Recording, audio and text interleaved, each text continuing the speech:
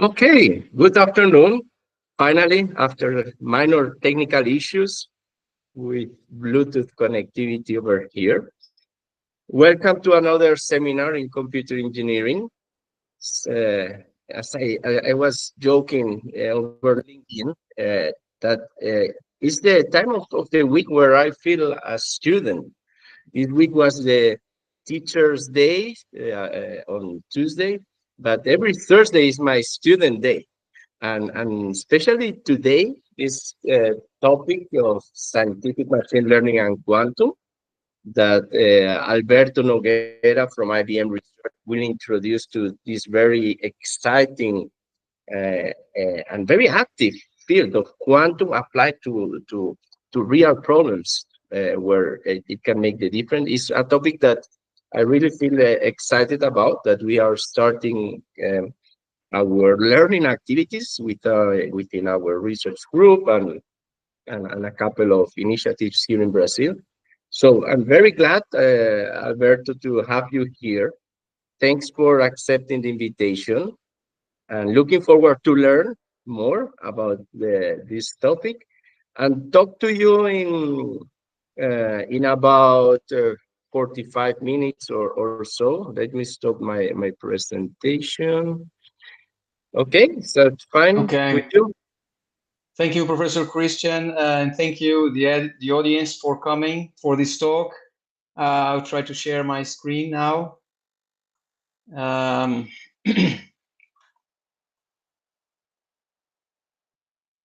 you see it?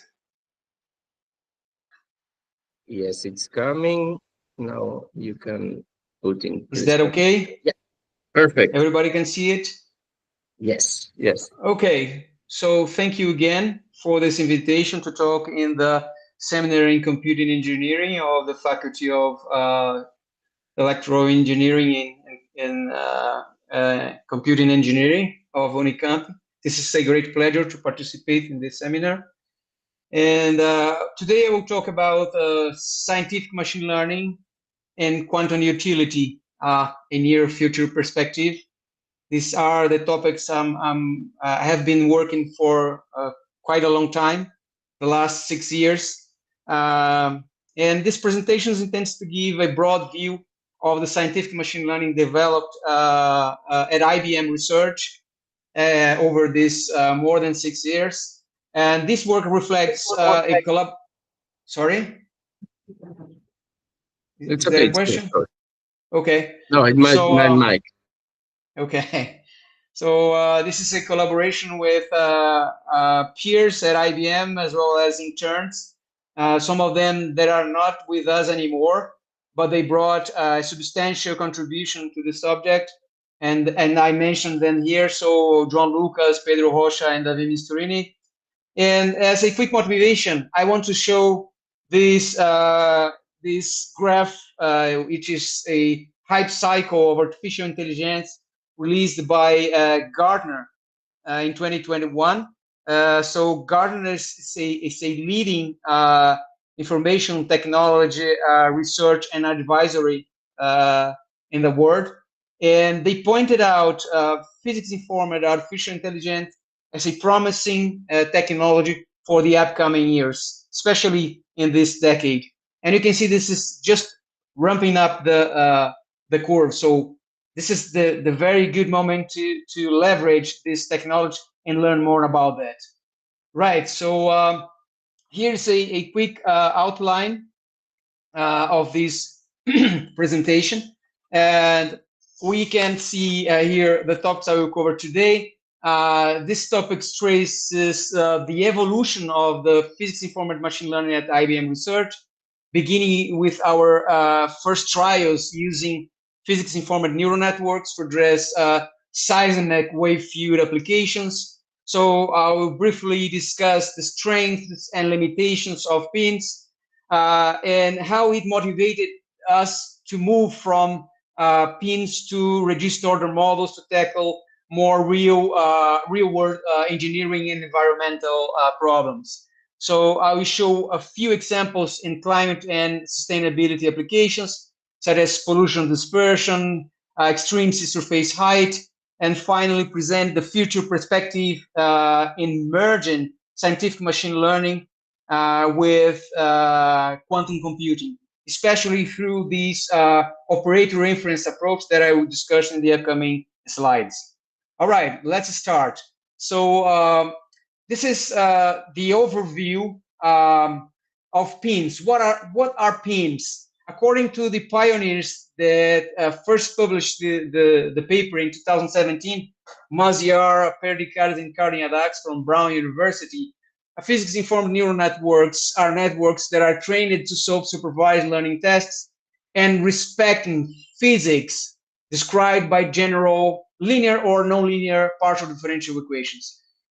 Two important features from PINNs are they do not rely upon large training data sets. I mean, they only require the proper description of the initial and boundary variable problem of interest.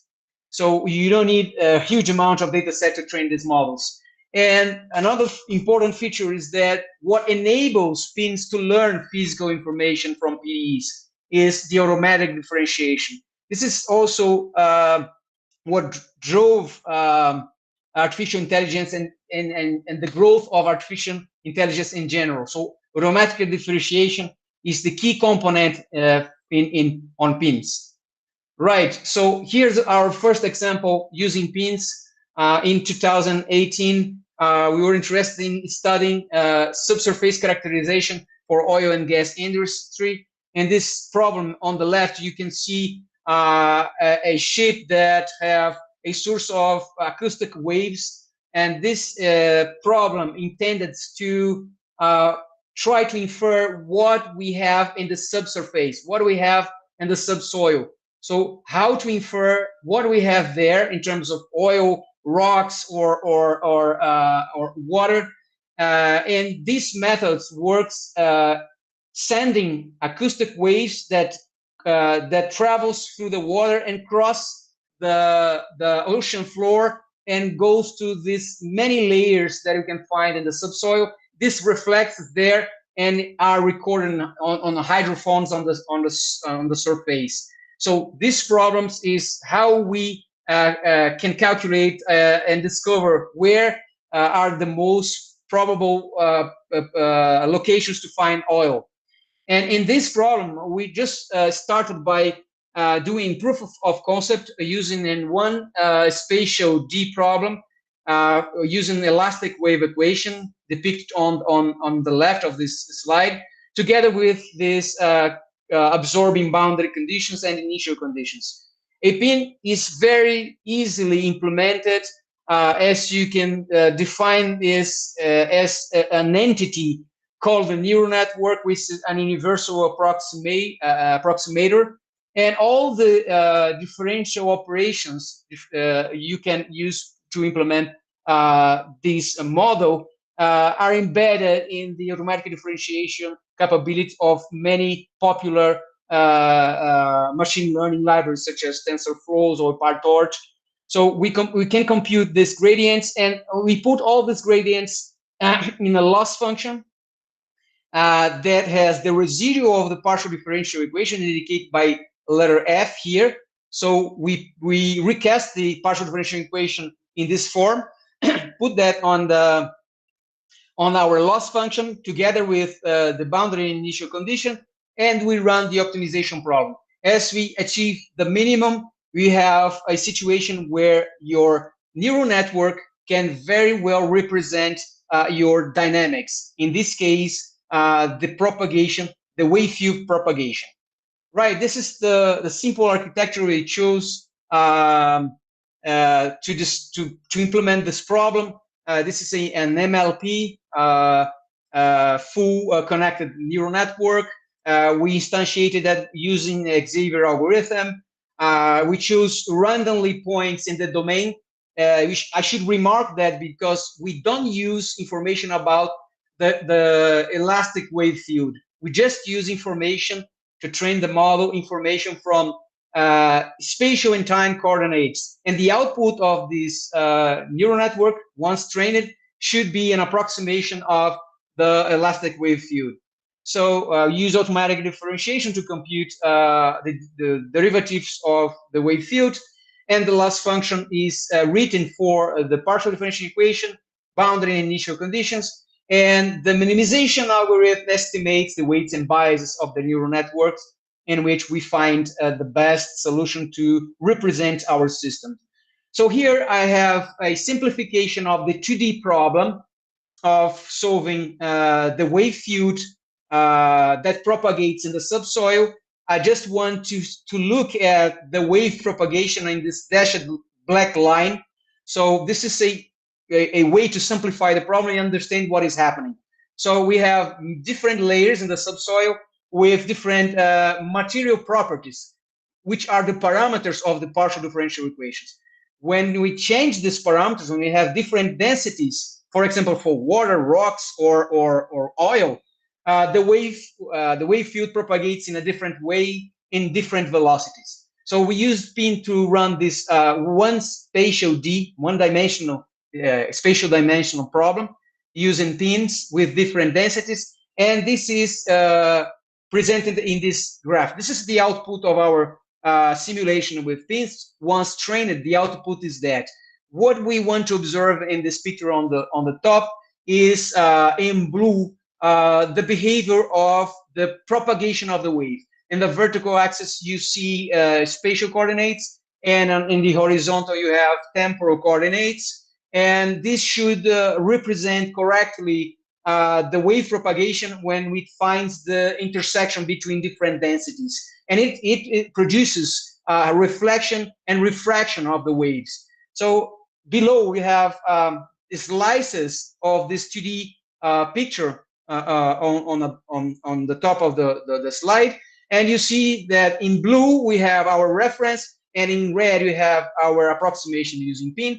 There is a good correspondence, but in this case, in particular, using only randomly selected points in X or in spatial and time coordinates, the PINN did not predict a physical feature, which was the reflection on the third slice. So we should observe a downward propagation of a wave, as we see in the second slice. You cannot see it in the third slice. So it was not that good. We expect more from pins, and that's why we enhance it, we increase it, the capabilities of the model, training it with what we call a Sobolev training. And Sobolev training, we just add more information to the neural network, information that comes from our reference solver.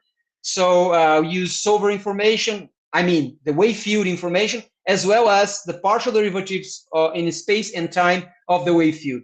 Once we add this information to the training data set, and this is just a small portion of the training data set, I mean just 2% or less than 2% of the data available. When we add that to the training data set, the result is much, much better. So we have a perfect match between the approximated solution from PINN as well as the reference solution. So is our enhanced model, first enhanced model using PINN. And here we have an architecture for the analysis of the inverse problem. We're also interested in estimating the properties or the parameters of the partial differential equation. And for that, we use this, what we call a primordial GAN PINN architecture. At that time, we didn't know what was GAN. So, but we understood with time that this was one of the first ways to represent a GAN with PINN. At that time, we didn't know about that. So this architecture have two neural networks, two full connected neural networks, and one of them predicts the wave field. It's trained to represent the wave field, and the other, with information of this wave field, can estimate the parameters of the partial differential equation. So the result of that is this graph on the left, where we found the property of the density, or better, the wave speed propagation of the wave in different layers of the subsurface. So this graph indicates that as time evolves, it doesn't change, because that's why the strips are rectangular, exactly a rectangular. But it is important to know that the properties in the subsoil are constant in time. That's why they are rectangular strips. And on the right, we have a slice of the graph on the left, exactly in the middle, where we find exactly how the method was able to capture the different velocities of the wave propagation, except from some wiggles in the discontinuity. And this is something similar to Gibbs phenomenon for those who study shock waves in fluid dynamics. But it was interesting to observe that just using 1.8% of the data available, the reference data available, we besides randomly choosing x and time coordinates, spatial and time coordinates, we were able to obtain such a good result. Right. So now wrapping up and pointing the limitations and the strength of PIMs. So PIMs are remarkable in integrating models that are gappy or noisy. So they don't need large training data sets, and they use neural networks or even simple regression methods that offers effective, simple, and meshless implementation, which is the most important aspect, meshless, compared to classical methods. PINs are effective, mostly effective for solving ill-posed problems such as inverse problem, as we saw in the last slide. So this is an important aspect. They are better to solve inverse than direct problems. And as limitations, we know that PINs doesn't have a theoretical background to ensure convergence for hyperbolic PDEs, in contrast to elliptic and parabolic ones. And hyperbolic PDEs are those related to fluid dynamics and convection and dispersion dynamical systems. They are pretty important. So PINs fail to approximate very high frequency functions, as well as functions containing multi-scale features, especially for instance, in turbulent flows. So there is the need to evolve more in terms of mathematics to make more scalable and robust PINs. And that motivated us to go from PINs to ROMs. So answering these questions, when ROMs come into play, in a nutshell, is when you have just a few hardware resources, the optimal solution to represent a dynamical system is to use a reduced order model. So it is also useful when you want to do multi-query applications. I mean, when you want to solve, want to predict any dynamical system many times in a sequence. So you need a lightweight model to do that, a very cheap model. And classical discretization methods are very time and computational resource consuming. That's why when you need to do, for example, optimization, inverse problems, or inserted codification, the best choice is reduced order models. And it's important to notice that always you should accept low to moderate fidelity in these simulations when you are doing with reduced order models. They are smoother, they are more simple. They do not have all the features of the high fidelity, but they can bring useful information. So reduced order models are used to accelerate simulations, and they do that by reducing dimensionality, by operating a sparse regression, and they learn features of the dynamics, only the dominant features in the physics. All the small features, all the small scales are ignored by the model, by the reduced order model. And these dynamics, these manifolds, are learned by sampling high fidelity simulations, or even using a simulated depth by measuring with sensors, for instance. So ROMs have some building blocks, and these building blocks are composed by some mathematical operators. So reduced order models harness the low rank structure of data in order to create models that represents a spatial temporal evolution quite well. So we start with time history column snapshots or matrices, where spatial information is on columns and temporal information is on rows. And we assume that it can be represented by a low dimension basis or a PCA or principal component analysis or POD basis. And doing that, we want to harness the ability or SVD algorithm to decompose this matrix and produce our basis. This basis is represented by matrix U on the right of this slide, and the temporal or the time series are represented by matrix V star. Sigma represents the eigenvalues of our problem. So to produce a reduced order model, we just compress the data, truncate these eigenvectors and eigenvalues, and train a classical machine learning method, such a MLP neural network, to learn the characteristics of the dynamical systems.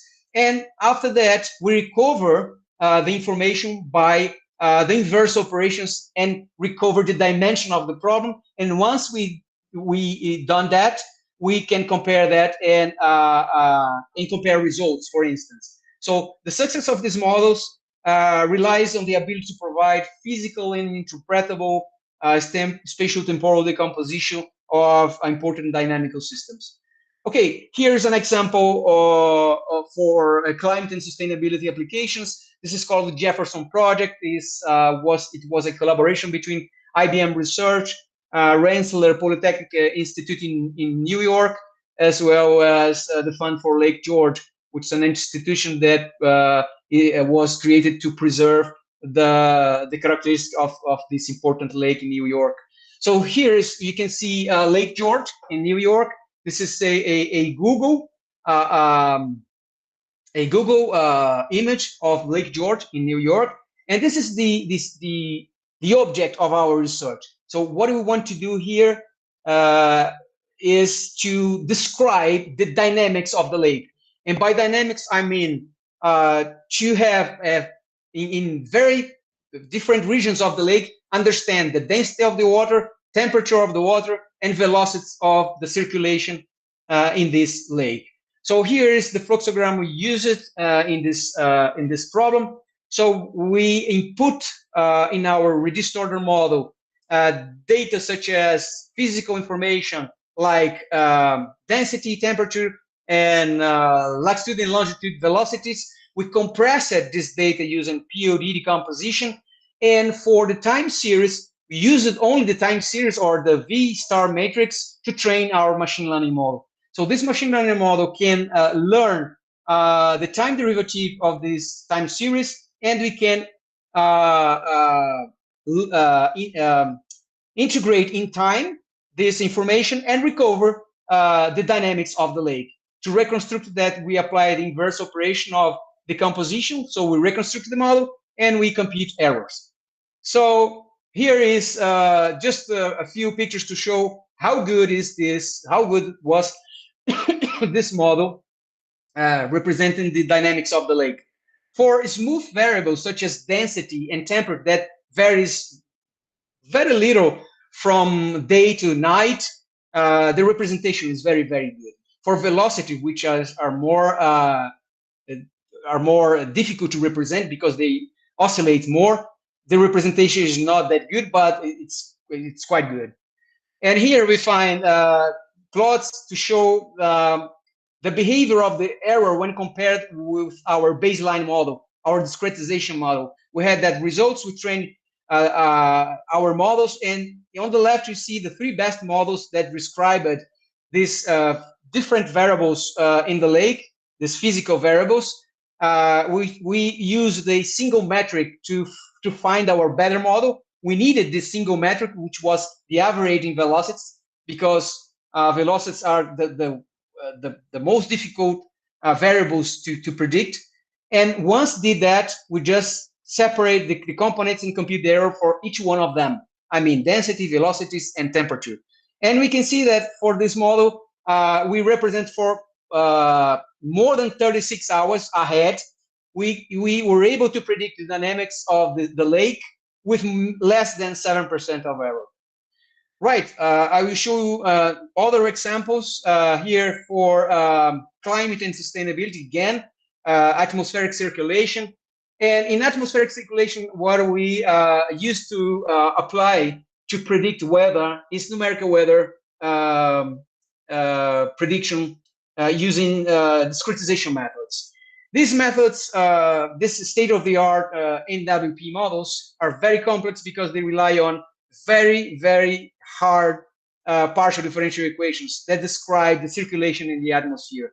They are extremely computational consuming. Sometimes they run for weeks to give you an answer or a prediction. So our idea here is to use to leverage machine learning methods and reduced order methods to give a lightweight and fast predictor for atmospheric simulation. But obviously, we don't start with such a complex system. We start with a proof of concept that is Lorentz attractor or Lorentz model. Lorentz model is a simplification of the atmosphere, and it was first published by Lorentz in 1963. And this is just the Lorentz attractor is just the butterfly effect. Most of you maybe are already heard about the butterfly effect. So what we did in this case was use this coupled nonlinear system of ODEs and use the machine learning first LSTMs and MLPs to learn the model and make predictions. So above you have the equations for Lorentz 63 and below for Lorentz 96, which is a much sophisticated model that includes small scales in the prediction. So here are some results for this model. First, for Lorentz 63 using dense and LSTM neural networks. And we can see in this plots a very good correspondence between our reference, our target model, and the approximation by our LSTMs. We measure that using Lyapunov units, which is an intrinsic physical indication of how chaotic is your systems. So representing chaotic system is a challenge. It's a really hard problem to solve. And if you have more Lyapunov units, the better your model, the maximum Lyapunov units you are able to predict. So here we have examples showing Lorentz 63 using echo-state neural network and reservoir computing for these chaotic systems, and we see that the results are even better. Okay, so what was a meaningful learning from all of these pins and runs for extrapolation regime? I mean, for forecasting, for prediction in time. So a research from Professor Rosie Yu at University of California, San Diego, showed that all the deep learning state-of-the-art models, include LSTMs or reservoir computing, they all fail in the extrapolation region. And this is due to what we call distribution shifting. It means your training data and your data set data have the distribution of this data are not, they do not match exactly. So there are differences in the distribution of the data. And this is a distribution shift. And this is the cause of poor performance of these models. So in our learning process, we understood that three based models based on machine learning are well to consider in proceeding with our research in scientific machine learning. And they are depot nets, which are based on generalized universal approximation theorem for operators, which is a strong mathematical theorem to guarantee that depot nets converge. We have equivariant neural nets, those studied by Professor Rosie Yu and use CDS, and it's based on another theorem that learns conservation laws through symmetries. And we know that convolutional neural networks preserve translational symmetries. This is one of the examples we can use for an equivariant neural network. And the last example is operator inference. This method is based on Koopman's theory, and it postulates the form of the reduced model we are looking for. So among these three models, we choose OpInf because it's the cheapest one. This is really effective, and it's the cheapest one.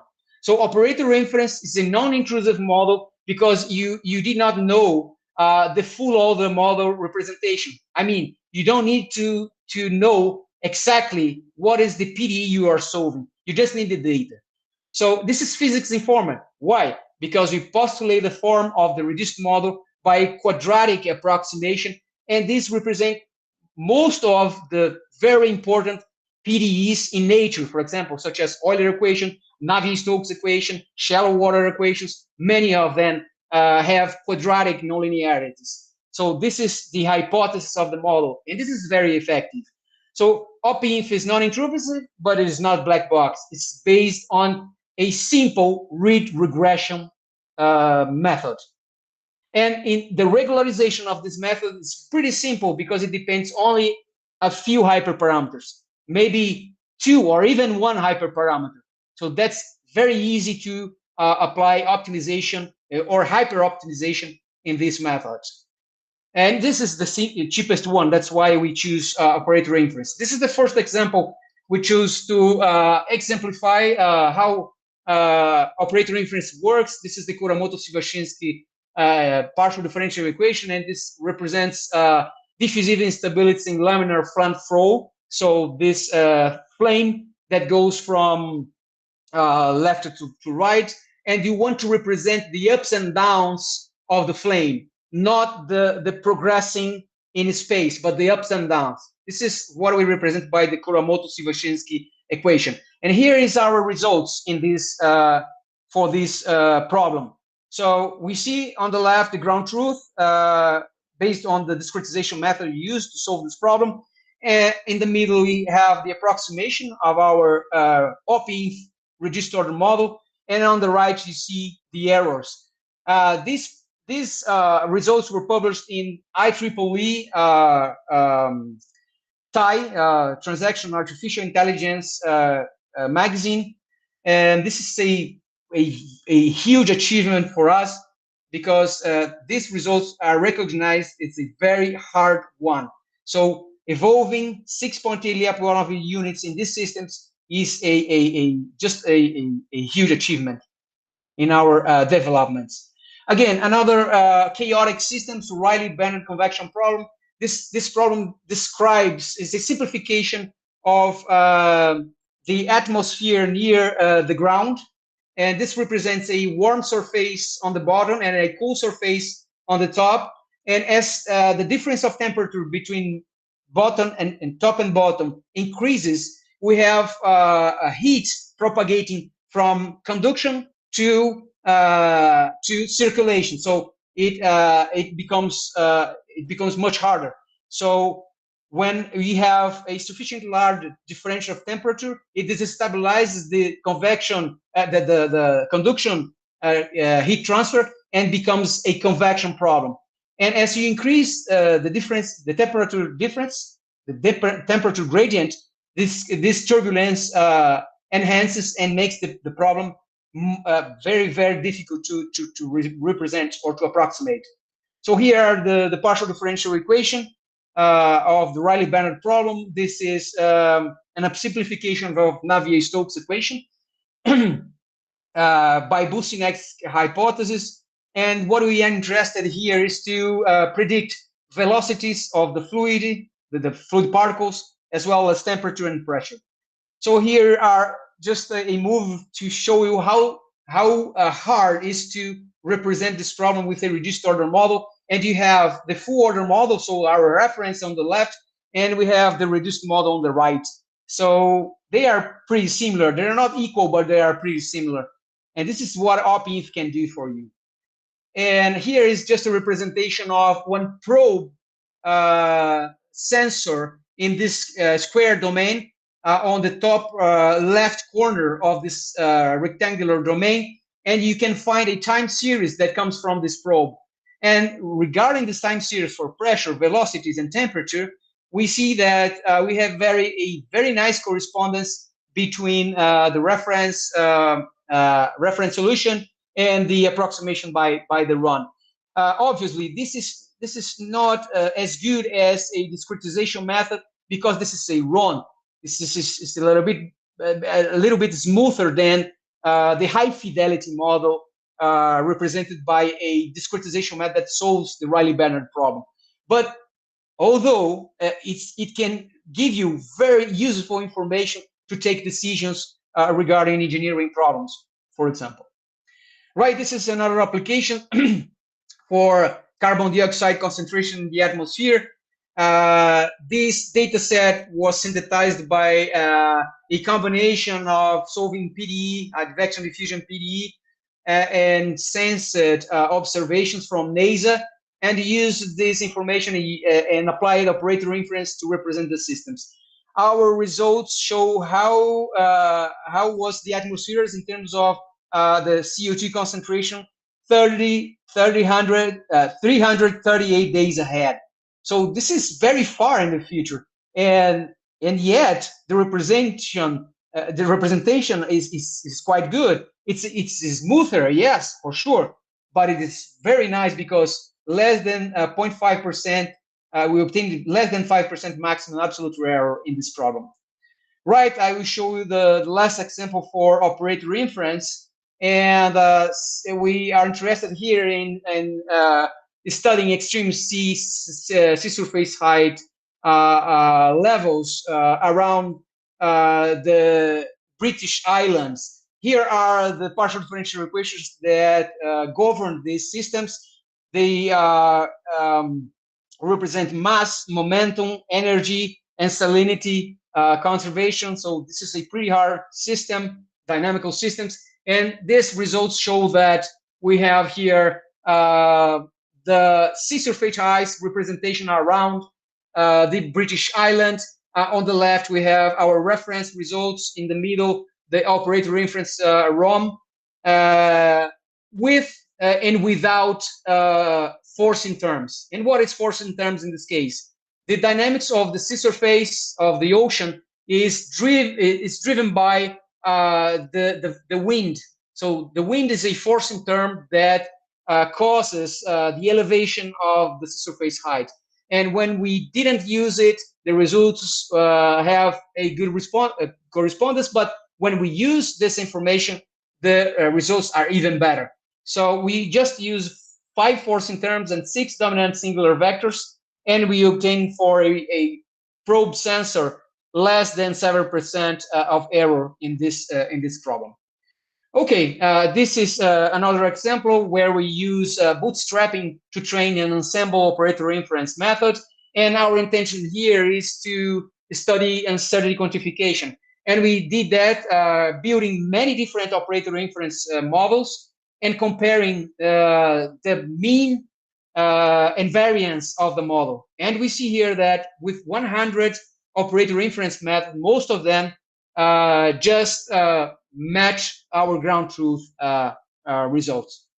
Okay, now we switch to the quantum utility era. So we want to leverage quantum computing for scientific machine learning applications. This is a hot topic today, and IBM is a leader in quantum computing today, and we are interested in using this hardware, this revolutionary hardware, and couple it with scientific machine learning. So to start with this merging, I need to talk about differential equations. Why? Because we are interested in climate sustainability. And if we are interested in climate sustainability, we're interested in partial differential equations that govern weather and climate, for instance. And these differential equations most of them are nonlinear PDEs, such as Navier-Stokes equations, and carry on features such as turbulence, which are very hard features to be represented. These systems are chaotic and have multi-scales. So turbulent scales and fluid dynamics can be separated by many orders of magnitude. It means that you will be hard days in approximating this kind of problems, especially with reduced order models. But except for the simplest problems, we need massive high performance computing to simulate the systems. And we know that classical computers are achieving a top. Regarding Moore's law, they are coming to a halt since the transistors are approaching atomic scales. And we need another paradigm to tackle very hard and complex systems, such as turbulent flows. And the best candidate for that now is quantum compute to meet such demands. We already know that quantum computing is a powerful tool for solving linear classical data process, such as inverting matrix, computing Fourier transformation, and etc. And the quantum linear algebra are already demonstrated exponential advantage for classical, in terms of classical counterparts.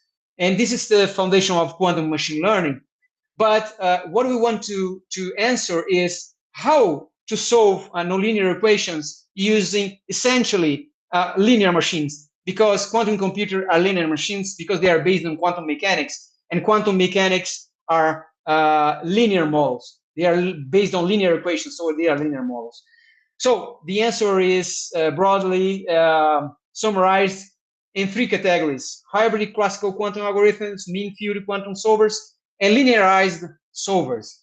So here I show you a research done by researchers in MIT, Tenney, Laziet, Lloyd, and Magri.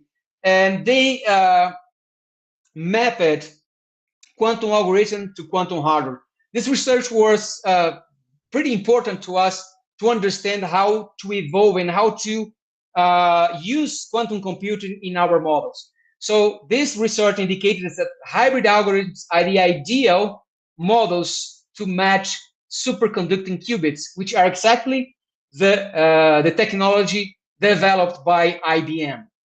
They are the only case between the three ones that are already being proved in real quantum hardware. So what is this quantum hardware? The superconducting quantum processors are this kind of process that you can see on the right side of this slide. They are LC circuits formed by lithography. I'm not a specialist in this hardware topic, but we know that from this research from the MIT guys that the second and the third options for quantum algorithms, they do not match these superconducting quantum hardware. And for this one, the best match and the best choice is hybrid classical quantum algorithms. And by chance, we have that at IBM. So that's why we want to use hybrid classical quantum algorithms.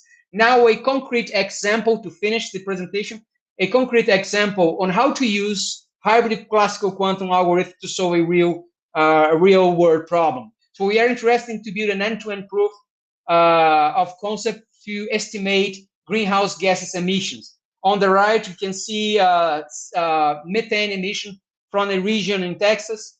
And we want to use operator inference in a two-step optimization problem to infer the position and intensity of these methane emissions.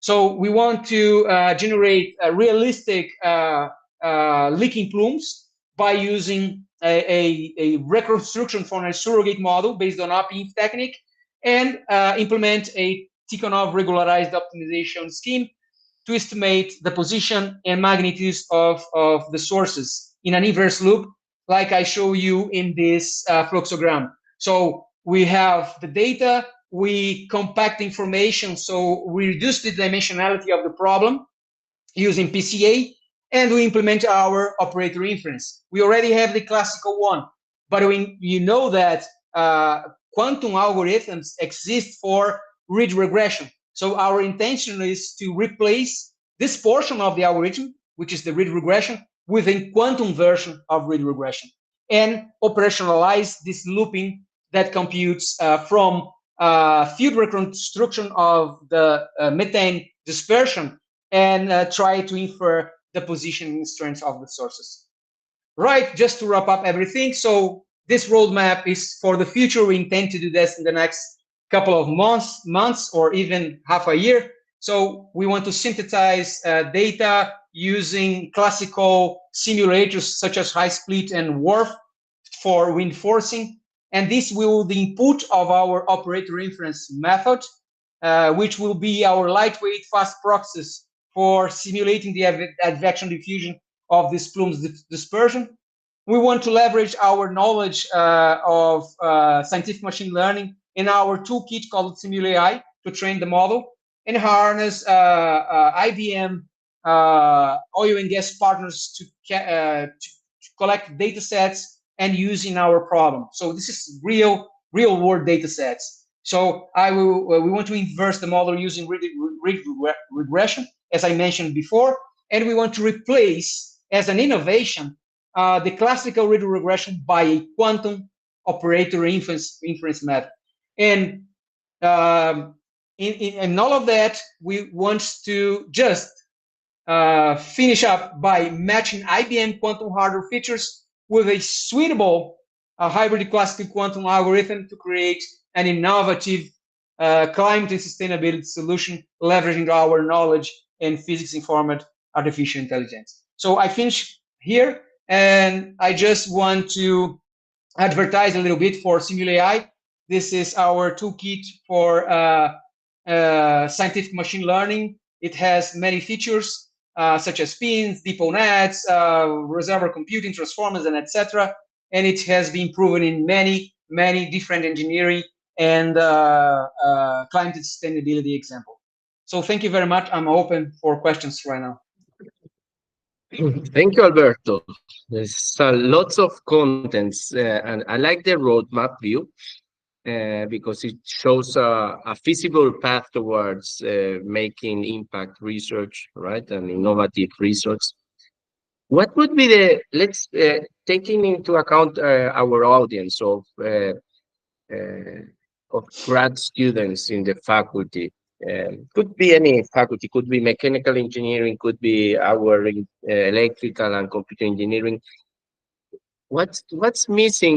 What would be the right path in terms of learning? Because you are combining different topics. I see the learning curve to make a contribution in this field is hard. You need to be multidisciplinary. What would you recommend? What would you suggest someone interested in approach this field that they take care about in terms of learning and becoming handy?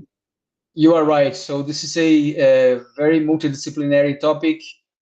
And I will tell you how I did myself. So I started by following a course from Lorena Barba, Washington University in the US, for the application of numerical methods for partial differential equation. Obviously, it's not necessary to follow a 6-month graduation, undergraduate discipline to understand all of that. I compacted that in 3 or 4 sections in my course. So learning the minimal knowledge about partial differential equations is useful, and then we go from these to reduce the model. So I mean, you need just simple linear algebra techniques to build most of the reduced order models. They are simple ones. They are not very complicated. So we can use simple linear algebra, or we can use simple machine learning, such as MLPs. So the most sophisticated architectures are not the ones that gave us the best results. That's for sure. So we should start simple. And once we have something that is useful, we can proceed. We can go further. So this is I think this is the starting point. And you show the Simul AI. It's an open source project, right? Uh, Exactly. let's think on the positive side of this domain. So there are multiple open source opportunities accessible, so that the barriers to entry to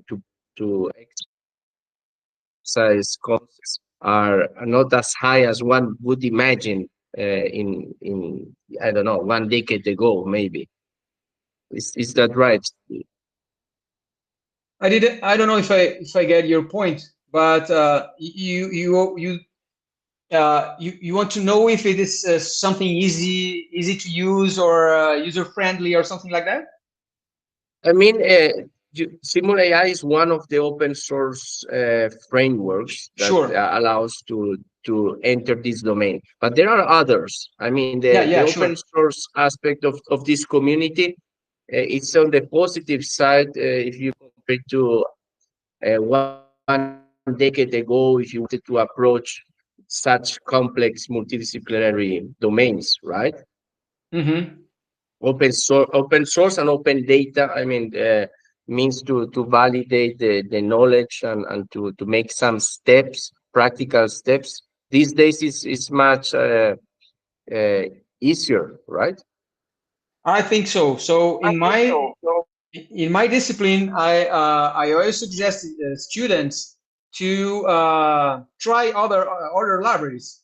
There are many others, so you should try. You should compare. So this is the good part of being open source. So we have it available anytime and any place, so you can use it as you want. So this is important. Being open sources is really important. We use open data. We are using open codes. This is a very good point. good. And then can you clarify, from the last, on the last step after this simulation, going into a quantum simulation framework like the one that IBM offers? This step is also in the roadmap before going to the hardware, right? That was not fully clear to me. After you exercise, you propose these algorithms, and before you move to you go to the simulation based framework of the quantum to try to validate the algorithms, right? Like Yeah. in any quantum programming domain, or is there something different because of this specific domain, application domain? Yeah, you are right. So we need that quantum hardware evolves so that we can approach it to use it to solve very complex partial differential equations. This is not feasible today. This is for sure. But our approach is, instead of going straightforward and try to solve partial differential equations that are a little bit far in the future, we want to harness some algorithms that are already available in quantum realm. So, for instance, read regression. So read regression is an algorithm that you can find for quantum, even in quantum hardware. They are already being tested in quantum hardware. So our approach is to simplify the approach, to simplify the approximation of the partial differential equation by a reduced order model. And in doing that, we are able to use a very simple quantum algorithm. So that's the point. So we should simulate first using classical. You have data, we train our model, and while training it, we can use a small portion of the algorithm in the quantum hardware. And doing that, we will have a quantum operator inference method. And we can demonstrate utility, for instance, because IBM is pushing us to demonstrate utility of quantum for any application. So this is the way we found to find a real world problem and how to input quantum algorithms in there. Right. Yeah, these are the type of hybrid approaches, strategies that you mentioned. That these three types, and there is no best answer, right? For which is best. Exactly. It will, Yeah. like always, the right answer for in any exam is it depends, but And it also depends on the hardware. yeah, the answer needs to be complete. It depends on A, B, C, D, and then the Yes, answer will be always sure, sure. right. Yeah, this is very interesting space. This simplification, this trading off, right? Maybe some accuracy that you trade off for Yes, feasibility. This recalls me a recent paper that I read this week on LLMs that they have very complex functions to train all these models, and then the energy consumption behind getting so many operations. There was a very interesting study that they say, well, if you want a more energy efficient algorithm, you can simplify, you give up a little bit of accuracy, but you gain lots of gains in terms of energy. The same could be in terms of speed. Here, especially if the speed is provided by a quantum approach, right? So sure, it sure. resembles me the this go to simple, feasible trading off. 100% Excellent, agree. Alberto. Uh, my my expectations were fully covered. Another Thursday that I felt like a student, that I learned, that I feel excited, that I feel that I need to learn more, read more, and looking forward that we bring this topic to our students and make something together also in research terms. Sure, I'm fully available to bring that to the students and maybe train them if they are interested, even in quantum, because I have some training in quantum already. Great. Let's catch up more later on this, and I'm very confident that we'll get something done useful, valuable. And with that, it's already 1 past 2 p.m. Our students have the next classes. So thank you again, Alberto, for your time and insights into this exciting topic. And for the students, see you next Thursday with another very interesting seminar. We are reaching the end of this semester. Don't miss this app. And thank you again. Keep safe. Thank you. Thank you, everyone. See Bye you. bye. Bye.